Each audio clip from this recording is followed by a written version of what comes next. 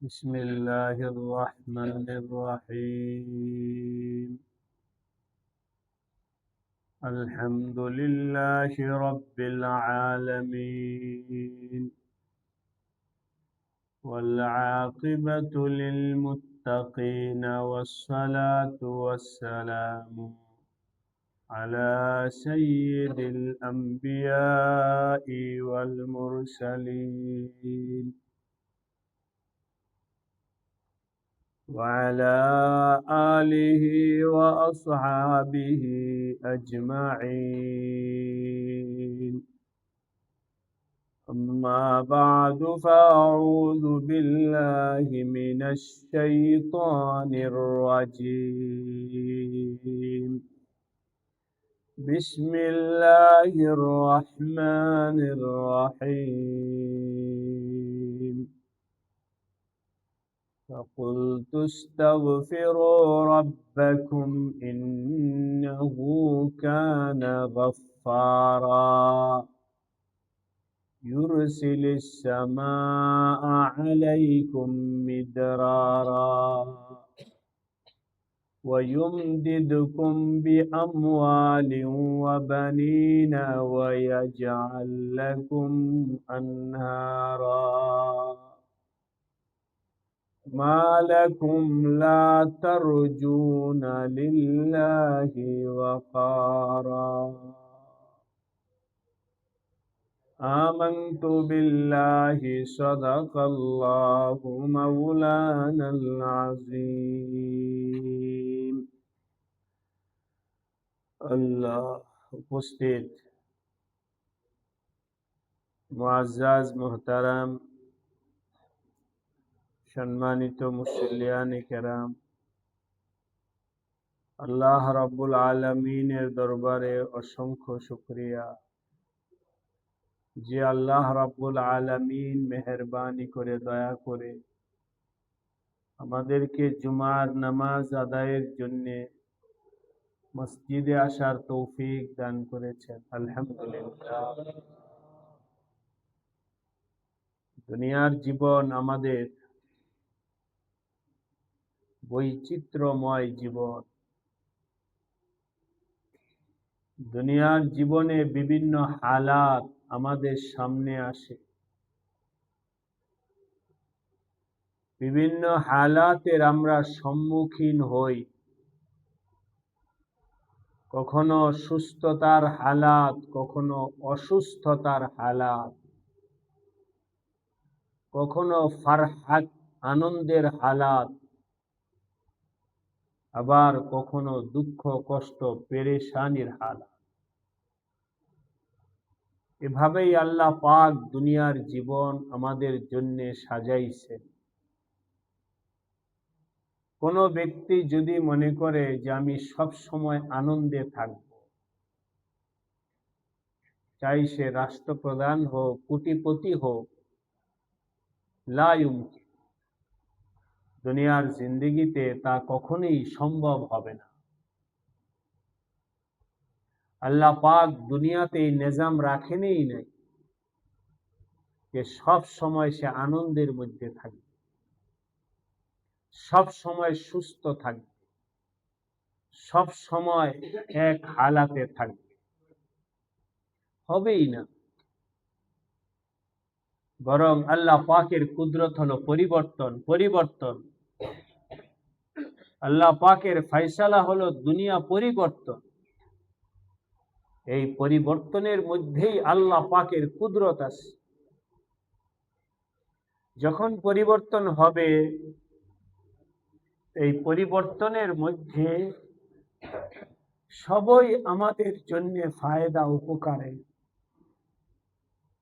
সবটাই আমাদের জন্য কল্যাণের। খুব খেয়াল করে শুনবো, নতুবা আমার কথার মধ্যে আপনাদের প্রশ্ন থাকতে পারে। তবে খেয়াল করে শুনলে আশা করি প্রশ্ন থাকবে না। সব হালাতের মধ্যেই মানুষের কল্যাণ আছে। কথার কথা দিন, এটাও মানুষের কল্যাণে। রাত্রি, সেটাও মানুষের। কোরআনে আছে, আল্লাহ পাক বলেন, আমি যদি সব সময় দিন বানাইতাম তাহলে রাতের ফায়দা তোমরা কিভাবে ভোগ করতে? আমি যদি সব সময় তোমাদের রাত বানাইতাম তাহলে দিনের ফায়দা তোমরা কোথায় পাই?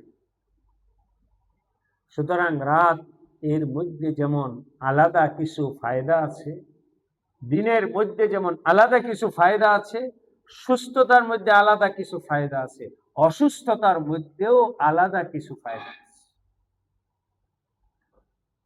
কিন্তু আনতুম লা তাফকাহুন, সবটা সবাই বুঝে না, সবটা সবাই বুঝে না। অসুস্থতার ফায়দা সবাই বুঝে না, পেরেশানির ফায়দা সবাই বুঝে না, অসচ্ছলতার ফায়দা সবাই বুঝে না। ফলে যখন অসুস্থ হয় তখন মানুষ না বোঝার কারণে পেরেশানি করে, যখন বিপদ আসে তখন না বোঝার কারণে মানুষ অস্থির হয়ে যায়। এভাবে যখন বিভিন্ন হালাত আসে তখন মানুষ এদিক সেদিক দৌড়াদৌড়ি করতে থাকে।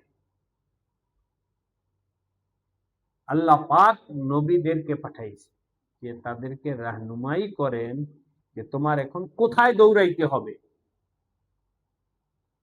এই অবস্থাটা যদি তোমার পছন্দ নাই হয় তাহলে তোমার করণীয় কি, কোথায় তোমার দৌড়াইতে হবে? পবিত্র কোরআনে কারিমে আসছে, যাদের অন্তরে আল্লাহ নেই, যাদের অন্তরে ঈমান নাই, যাদের অন্তরে আল্লাহর কুদরত সম্পর্কে জানা নাই, যারা আল্লাহর ক্ষমতা সম্পর্কে অজ্ঞ, তারা ইয়াহসাবুহু যামআনু মাআ, সে মরিচাকে পানি মনে, বালু বালু। কিছুদিন আগে একটা ব্রিজে গাড়ি যখন উঠছে তখন দেখতেছি আরে ব্রিজে পার হওয়ার পরে তো বিশাল বড় নদী দেখা দিতেছে। তো আমাকে গাড়িতে বলা হলো নদীটা বালু, মনে হয় ঢেউ খেলতেছে। সাদা বালু যেমন দূর থেকে দেখলে মনে হয় পানি ঢেউ খেলতেছে। একজন দুনিয়ার পিপাসার্ত ওই বালু দেখা মনে করে যে পানি, কত পানি, যাই দৌড়ায় সেখান থেকে গিয়ে আমি আমার জরুরতের পানি নিয়ে নিই। আল্লাহ পাক পবিত্র কোরআনে বলেন ইয়াহসাবুহু যামআন, পিপাসার্ত ব্যক্তি ওই মরিচা দেখে পানি মনে করে, দৌড়ায় যায় পানি আনার জন্য। যখন সেখানে হাজির হয়, তারপরে দেখে এক ফোঁটা পানিও নাই, সব কি।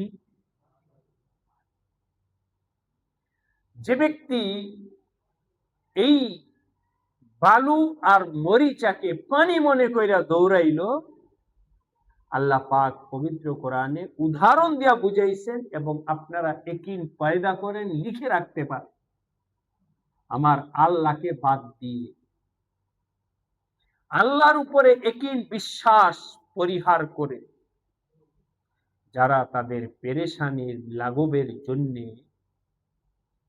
এধার উধার দৌড়ায়, আল্লাহ পাক বলেছেন এই তোমার দৌড়ানোটা ওই পিপাসার্ত ব্যক্তির মতো, যে বালু এবং মরিচাকে পানি মনে করে দৌড়াইতেছে।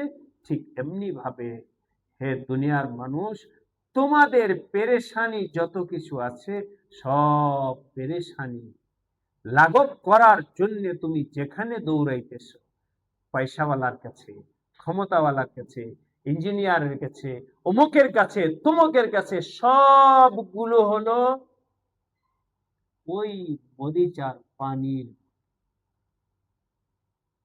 ওই মরিচার পানির মতো।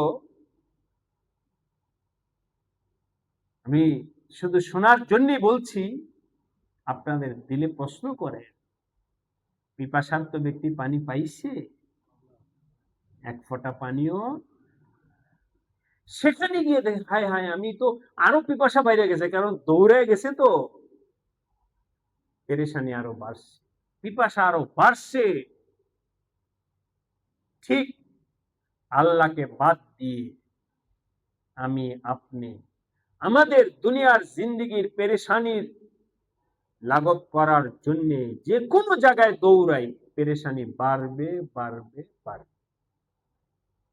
লেখা রাখ।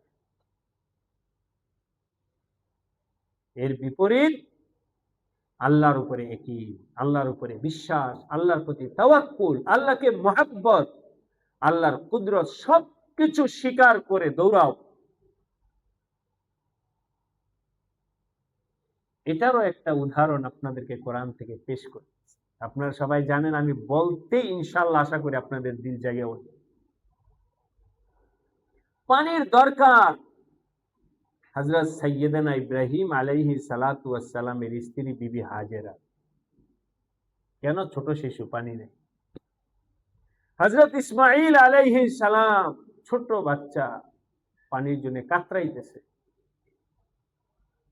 মার সামনে বাচ্চা পানির জন্য কাতরাইতেছে, এক ফোঁটা পানিও নাই, মরুভূমি, কোথাও পানির সন্ধান নাই, পানিও নাই, পানির সন্ধানও নাই, কিছুই নাই। হযরত বিবি হাজেরা, বললাম বুঝানোর জন্য, উম্মাদের মতো, কোথায় পানি পাবো, কোথায় পানি পাবো। তবে ওনার দিলের মধ্যে ইয়াকিন আছে যে আমার আল্লাহ বাঁচাবে। এই ইয়াকিন, বিশ্বাস, ঈমান নিয়েই উনি চলছে। ভাই দোস্ত, এই ঈমান ইয়াকিন নিয়ে যখন চলছে, তখন উনি উপরে উঠছেন সাফা পাহাড়ে। আপনাদেরকে জিজ্ঞাসা করি তো, বিবি হাজেরা সাফা পাহাড়ে কেন উঠছেন? পানির সন্ধান, পানির সন্ধানে উনি সাফা পাহাড়ে উঠছেন। পানি পাননি, সন্ধান পাননি, দেখেন নাই পানি কোথায়। আবার দৌড় দিছে, দেখি তো মারোয়া পাহাড়ে উঠে পাই কিনা। মারোয়া পাহাড়ে উঠছেন কি জন্য? ওখানে উঠে দেখছেন কোথাও পানি দেখা যাচ্ছে। উনি পানির সন্ধানে নিজের সন্তানকে রেখে, এক জায়গায় রেখে পানির সন্ধানে সাফা পাহাড়ে উঠছেন, মারোয়া পাহাড়ে উঠছেন, দৌড়াইতেছেন পানির জন্য। মনের মধ্যে একই, আল্লাহই দিবে, তবে আমি দুনিয়াতে তালাশ করি।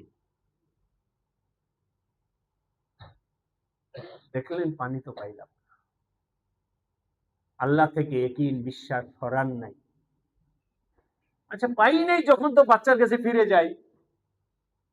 বাচ্চার কাছে ফিরে আসছে, আইসা দেখে বাচ্চাকে যেখানে শোয়া গেছে ওইখান থেকে পানির স্রোত প্রবাহিত, ওইটাই জমজম। পানি দিছেন কে? এই যে এটি তাওয়াক্কুল, বিশ্বাস, ঈমান।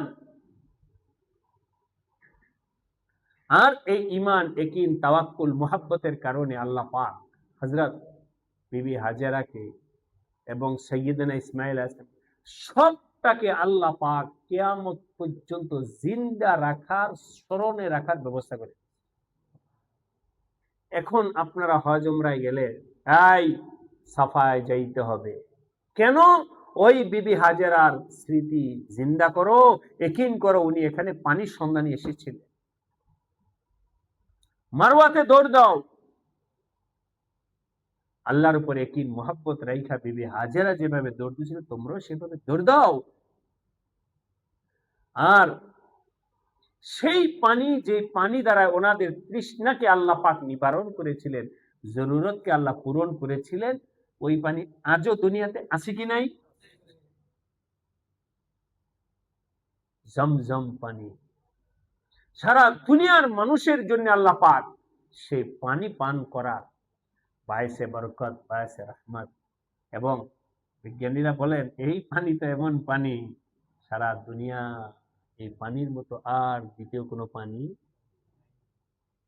বিশুদ্ধতা, পবিত্রতা, সব দিক থেকে এই পানি শুধু তোমার কলব পিপাসা, মানে শারীরিক পিপাসা নিবারণ করবে না, তোমার রুহানি পিপাসা নিবারণ করবে। কথার কথা, ওযু করলে তোমার শরীরকে শুধু পাক করবে না, তোমার জিন্দেগি পাক করবে। এই জন্য আমার ভাইরা, সবাইকে বলবো, দুনিয়ার জিন্দগিতে কোনো হালাত আসলে অস্থির পেরেশান হয়ে এধার উধার না দৌড়ায়া হযরত সাইয়্যিদানা নূহ আলাইহিস সালাম বললেন, ইস্তাগফিরু রাব্বাকুম, যাও রবের দিকে যাও, রবের দিকে যাও, আল্লাহর কাছে মাফ চাইতে, তিনি তোমাকে বাঁচাবেন। এই জন্য গত সপ্তাহে বলেছিলাম যে সবাই আমল শুরু করি। যে কোনো বিপদ আপদ ভালা মুসিবত আসবে, অনাকাঙ্ক্ষিত হালাত আসবে, সাথে সাথে তসবিহ নিয়ে পয়সা পড়ো, ইস্তেগফার করো, আস্তাগফিরুল্লাহ আস্তাগফিরুল্লাহ, ইস্তিগফার পড়ো। ইস্তিগফারের আমল শুধু গুনাহ মাফের আমল নয়। ইস্তিগফার করলে গুনাহ মাফ হবে, তবে ইস্তিগফারের আমল শুধু গুনাহ মাফের আমল নয়। আমি বললাম, আপনারা দিলের মধ্যে লিখা রাখবেন, ইস্তিগফার করলে শুধু গুনাহ মাফ হয় তা নয়, আল্লাহ পাক দুনিয়ার পেরেশানিকেও দূর করে দেয়। এটা আমার কথা না, আল্লাহ পাক। হ্যাঁ, ইস্তিগফার করো, তোমাদের বৃষ্টির দরকার, তিনি এই ইস্তিগফারের বরকতে বৃষ্টি দিবেন। বলেন দুনিয়াতে না আখিরাতে? তোমাদেরকে ওয়ায়ুমদিদকুম বিআমওয়ালিন ওয়া বানিন, তোমাদেরকে আল্লাহ সন্তান দিবে, সম্পদ দরকার সম্পদ দিবে ওই ইস্তিগফারের বরকতে। ওয়ায়াজআল লাকুম আনহারা, তুমি পানি চাও, আরে পানির নহর আল্লাহ জারি করে দিবে। মালাকুম, এত পরিষ্কার বর্ণনার পরেও তোমরা কার দিকে দৌড়াইতেছো? মালাকুম, কি হলো তোমাদের, কার পেছনে দৌড়াইতেছো? আল্লাহ পাক মহাব্বত শাসনের ভাষায় বলতেছেন, মালাকুম, কার পেছনে দৌড়াইতেছো? ঠিক, মালাকুম লা তারজুনা লিল্লাহি ওয়াকারা, তোমরা ওনার কাছে আশা করতে পারো না? যিনি তোমার সব কিছু করতে পারেন, তার প্রতি আশাবাদী আশাটা পয়দা হচ্ছে না কেন? আল্লাহর প্রতি আশাটা তোমাদের পয়দা হচ্ছে না কেন? এই জন্য ভাই দোস্ত, আমি অনুরোধের সাথে বলবো, সবাই কলমের ভিতরে লিখেন, আমার আশার জায়গা আল্লাহ, আমার পাওয়ার জায়গা আল্লাহ, আমার বলার জায়গা আল্লাহ, আমার চাওয়ার জায়গা আল্লাহ। কোন মুসলমান যদি এটা মনে না করে, এটাকে ওয়াজ মনে করে, তাহলে তো তার ইসলামের কি হলো, ইমানের কি হলো, কালিমার কি হলো? কথার কথা বলছি ভাই ও দোস্ত, কালিমার অর্থ কি? কেন বিপদ আসলে, কেন সমস্যা আসলে গায়ের দিকে দৌড়াও? মা লা তারজুন লিল্লাহি ওয়াকারা, কেন তোমাদের আল্লাহর প্রতি আশাটা পয়দা হয়? আল্লাহ পাক আমাদের সবাইকে আল্লাহর প্রতি আশা পয়দা করার তৌফিক দান। বিপদে পড়লে আমি আশা করবো যে আমার আল্লাহ আছে, জরুরত হলে আমি মনের মধ্যে আসবো যে আমার আল্লাহ আছে, আমার আশার জায়গা আছে, চাওয়ার জায়গা আছে, পাওয়ার জায়গা আছে। আর সেই পাওয়া এর ওজিফা হলো ইস্তিগফার। ইস্তিগফার, আস্তাগফিরুল্লাহ, চাই সংক্ষেপে পড়েন, চাই বিস্তারিত পড়েন, আস্তাগফিরুল্লাহ আস্তাগফিরুল্লাহ, অথবা আস্তাগফিরুল্লাহ রাব্বি কুল্লি যামবিন ওয়া আতুবু ইলাইহি। আমার ভাই দোস্ত, দেখি মুনাসিব মনে করলে আমি হয়তো অন্য এক সময় আলোচনা করব এটা। এই ইস্তিগফার আল্লাহ আমাকে আপনাকে পড়তে বলছেন, শুধু তাই নয়, আল্লাহ পাক নবীদেরকেও পড়তে বলছেন, হে নবীরা তোমরা ইস্তিগফার পড়ো। বরং আরেকটু আগে বেড়ে বলি, জানি না আপনাদের দিল তৈরি হয়েছে কিনা বুঝার জন্য, সাইয়্যিদুল মুরসালিন আমাদের নবীকে আল্লাহ পাক ইস্তিগফার করতে বলছেন। ইদা জা নাসরুল্লাহ, ইদা জা নাসরুল্লাহ, সূরা নাসরের মধ্যে আছে, ফাসাব্বিহ বিহামদি রাব্বিকা ফাস্তাগফির ফাস্তাগফির। এগুলো আল্লাহ পাক নবীকে ইস্তেগফার করেন। মাঝখানে একটা কথা ইশারা দিয়েছে, উর্দুতে একটা কথা আছে, উল্টা সমজিলি রে রাম, মানে কথাকে উল্টা বোঝা। ইস্তেগফার একটু আগে বললাম, ইস্তেগফার শুধু গুনাহ মাফের জন্যই নয়, ইস্তেগফার মানুষের জরুরত পূরণের জন্য। ইস্তেগফারের শব্দগুলো আল্লাহর কাছে চাওয়ার জন্য। ইস্তেগফার হলো আল্লাহর দিকে এনাবাত, আল্লাহর দিকে দাবিত হওয়ার কালিমা হলো ইস্তেগফার। না বুঝার কারণে, প্রাইমারি লেভেলের ছাত্র হওয়ার কারণে এই মনে করছে ইস্তেগফার মানি হলো গুনাহ। নবীকে যেহেতু ইস্তেগফার করতে বলছেন, আল ইয়াজু বিল্লাহ, তো নবীর গুনাহ হইছে। আপনাদেরকে জিজ্ঞাসা করি, ইস্তেগফার কি শুধু গুনার জন্য? ইস্তেগফার যদি শুধু গুনার জন্য হয়, তাহলে একের সহজ জেনারেল একটা প্রশ্ন আপনাদের সামনে। হাদিসে আসছে নবী আলাইহিস সালাম নামাজে সালাম ফিরানোর পরে আস্তাগফিরুল্লাহ পড়তেন। সালাম ফিরানোর পর কি পড়তেন? প্রশ্ন, এই মুহূর্তে কি গুনাহ করছে? মাত্র সেজদা থেকে উঠলেন, মাত্র আল্লাহ পাকের সামনে থেকে সে হাজির হয়ে আসলেন, এখন ইস্তেগফার কেন? আপনারা আপনাদের মনকে প্রশ্ন, এখন আমি ইস্তেগফার করবো কেন? আমি তো মাত্র সালাম ফিরাইলাম নামাজে, আসসালামু আলাইকুম ওয়া রাহমাতুল্লাহ, আসসালামু আলাইকুম। সুতরাং ইস্তেগফার শুধু গুনাহের জন্য নয়, বরং ইস্তেগফার হলো আমার আপনার জরুরত পূরণের জন্য। ইস্তেগফার হলো আল্লাহর কাছে চাওয়ার জন্য। ইস্তেগফার হলো আল্লাহর দিকে দাবিত হওয়ার জন্য। ইস্তেগফার হলো মর্যাদা বৃদ্ধির জন্য। হে নবী, আপনি ইস্তেগফার করেন।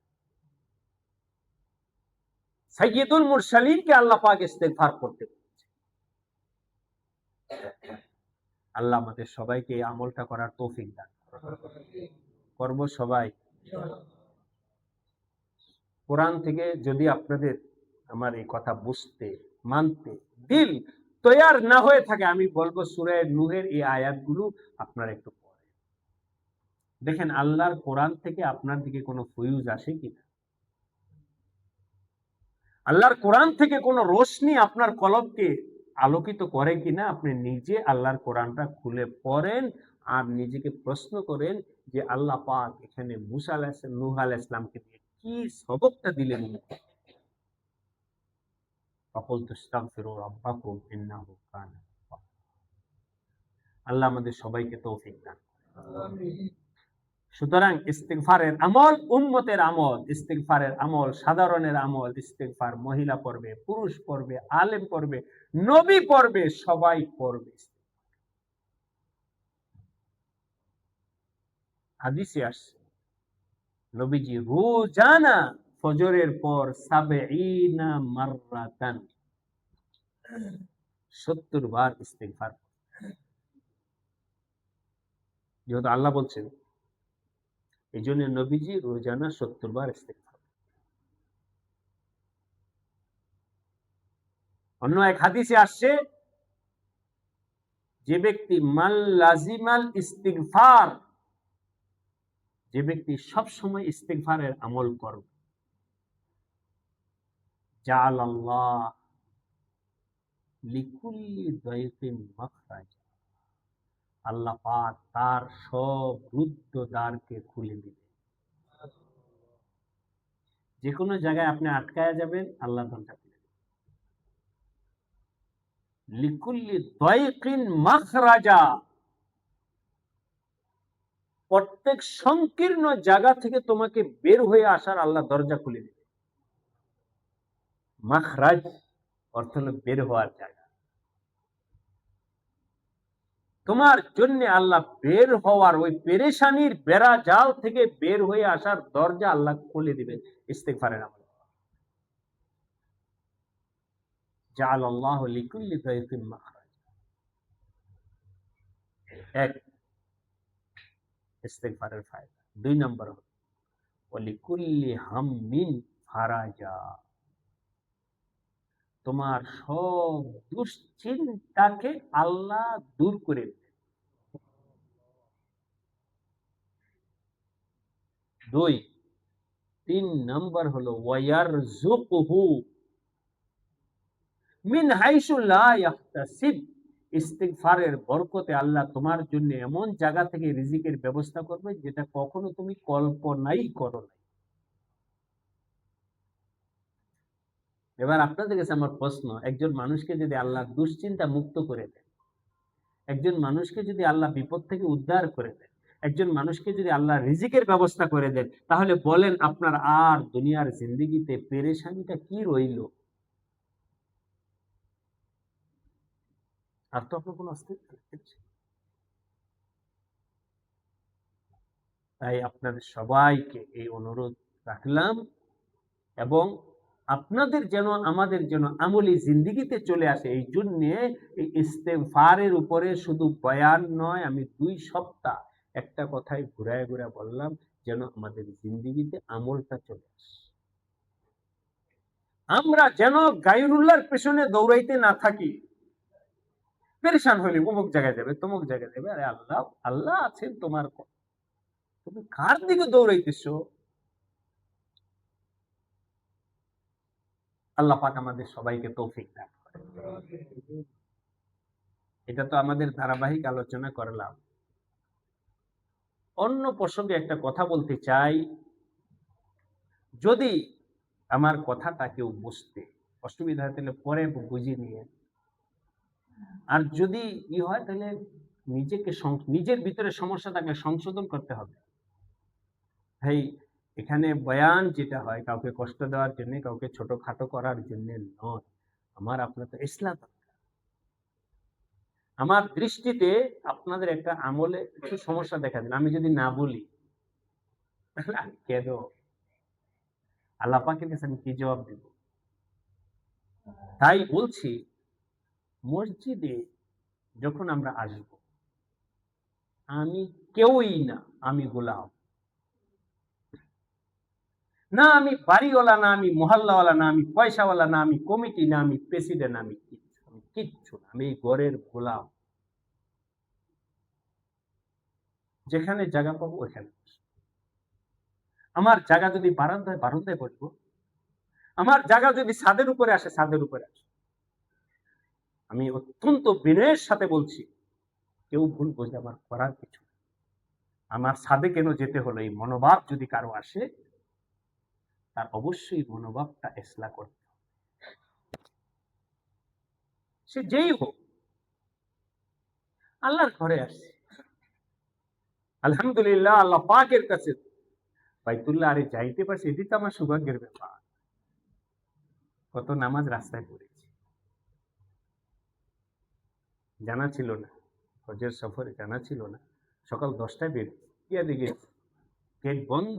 বন্ধ মানে মসজিদের গেট না, মসজিদের এরিয়া যেখান থেকে শুরু হবে, আপনারা যারা হজ উমরায় গেছেন, মিসফালার ব্রিজের এখান থেকে। কি করব?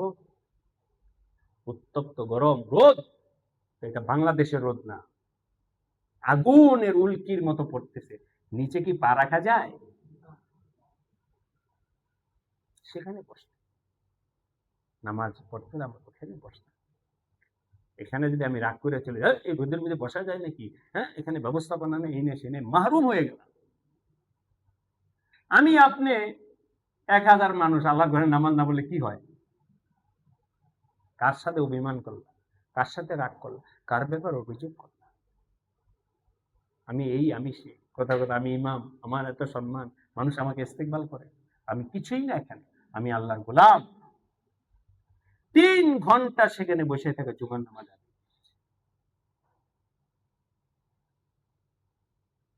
গতবারের আগের বার মসজিদে নামিরায় নামাজ পড়ার আশায় গিয়া দেখি গেট বন্ধ, ঢোকার পর ফিরবো না, এই জিন্দিগির কি দাম আছে?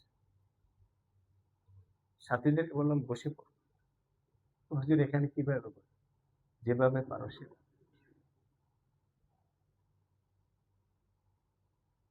রোদের মধ্যে বসে পড়ো,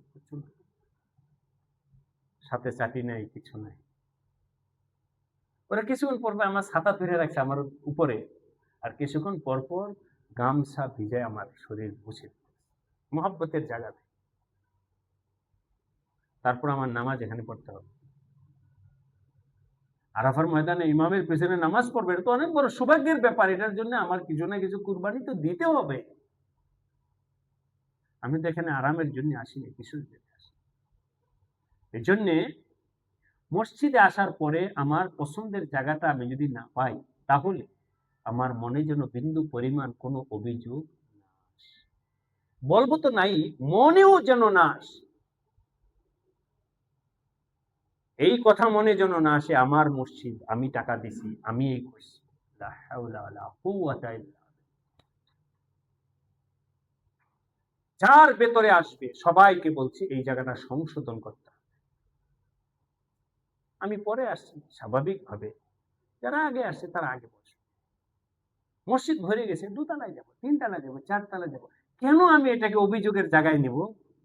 যে মসজিদে এসে জায়গা পাই না, আগে চলে আসে, তাতে হয়ে গেল। সবাইকে আমি বলছি এই জায়গাটা আমাদের ইসলাহ সংশোধন হওয়া উচিত। এই মসজিদ হোক, অন্য মসজিদ হোক, আপনি নিজে নিজের জায়গায় টাকা দিয়ে সবকিছু পয়সা দিয়ে নিজে মসজিদ বানাইছেন, ওই মসজিদের ক্ষেত্রে একই মনোভাব। এখন আর আমার, এখন আমার আল্লাহর হয়ে গেছে। এখন যদি আমাকে বসতে হয় ওই বারান্দায়, আলহামদুলিল্লাহ, বসতে হয় রাস্তায়, আলহামদুলিল্লাহ,